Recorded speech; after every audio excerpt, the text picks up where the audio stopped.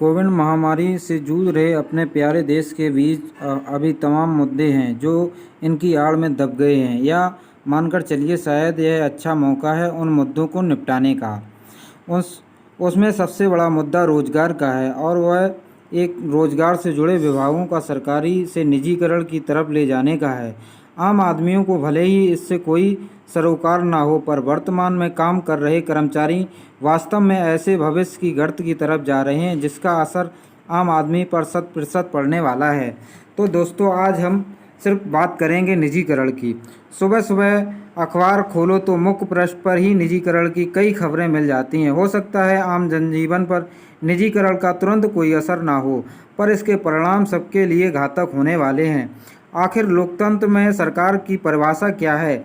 जनता के बीच में, जनता के लिए, जनता के लोगों द्वारा चुनी गई सरकार लोकतंत्र में की गई अवधारणा कल्याणकारी राज की है, ना कि लाभ कमाने वाले राज की है।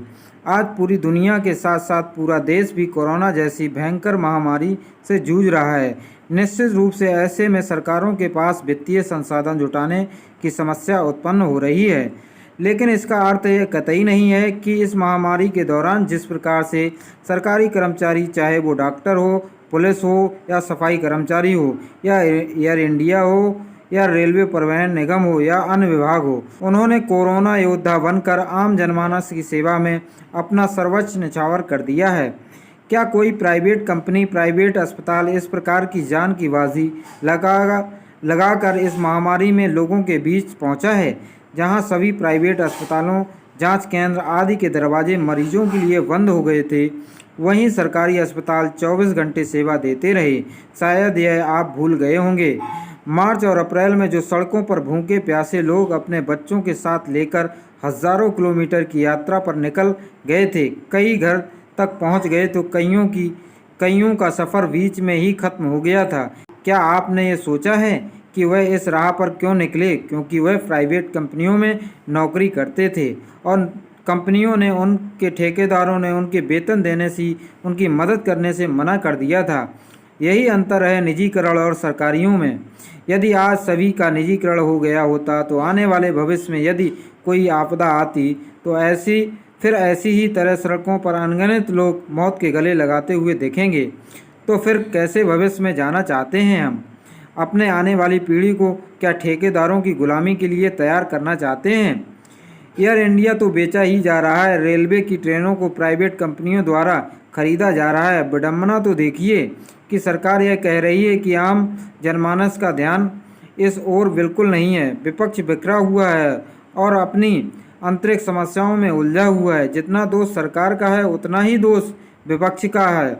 आज बीएसएनएल, जिसने कभी सुदूर क्षेत्र में लाभ देखते हुए लोगों तक मोबाइल की आवश्यकताओं का पूरा किया, आज बीजेपी सांसद अनंत कुमार हेगड़े ने बीएसएनएल को लेकर कहा है 88,000 से अधिक कर्मचारियों को निकाल दिया जाएगा क्योंकि सरकार बीएसएनएल का निजीकरण करेगी। उन्होंने यह बात उत्तर कन्नड़ जिले में कुनमा में 10 अगस्त को आयोजित एक कार्यक्रम में कही है। अनंत कुमार ने कहा है कि बीएसएनएल के कर्मचारी देशद्रोही हैं जो एक प्रसिद्ध फर्म के विकसित करने के लिए काम करने की इच्छुक नहीं है। 88,000 से अधिक कर्मचारियों को निकाल दिया जाएगा क्योंकि सरकार बीएसएनएल का निजीकरण करेगी। बता दें कि बीजेपी सांसद अनंत कुमार हेगड़े अक्सर अपने बयानों को लेकर चर्चा और विवादों में रहते हैं। हाल ही में उन्होंने राष्ट्रपिता महात्मा गांधी को लेकर एक ऐसा ही बयान दिया था जिस पर काफ़ी विवाद हुआ था। देश के महान उद्योगपति श्री रतन टाटा ने हाल ही में कहा है कि जब देश में कोरोना वायरस का प्रकोप शुरू हुआ था तभी बहुत सारी प्राइवेट कंपनियां ने अपने कर्मचारियों को निकाल दिया था, जबकि टाटा ने एक भी कर्मचारी की छटनी नहीं की। उन्होंने बड़े ही कड़े शब्दों में कहा है कि आप इस माहौल में तब तक जीवित नहीं रहेंगे जब तक कि आप संवेदनशील नहीं होते। उन्होंने कहा है कि इस मुश्किल दौर में कंपनियों की जिम्मेदारी बनती है जिन्होंने अपने लिए काम किया है, आपने उन्हें ही छोड़ दिया। एक अखबार के दिए गए इंटरव्यू में उन्होंने कहा उद्योगपतियों और कंपनियों के लिए लंबे समय तक काम करने और अच्छा प्रदर्शन करने वाले कर्मचारियों के प्रति संवेदनशीलता जरूरी है। महामारी के दौर में आप अपने कर्मचारियों के साथ ऐसा बर्ताव करते हैं, क्या यही आपकी नैतिकता है? कुल मिलाकर हमें यह समझना होगा कि देश का हर बिजनेसमैन रतन टाटा नहीं हो सकता है। जिस प्रकार से प्राइवेट कंपनियों की महामारी के दौरान कर्मचारियों को निकाला है, उससे निजी उद्योग धंधों की पोल खोल कर रख दी है। मेरा सरकार से यही अनुरोध है कि इस महामारी में सबक लेते हुए निजीकरण जैसे प्रयासों को तत्काल प्रभाव से रोक देना चाहिए।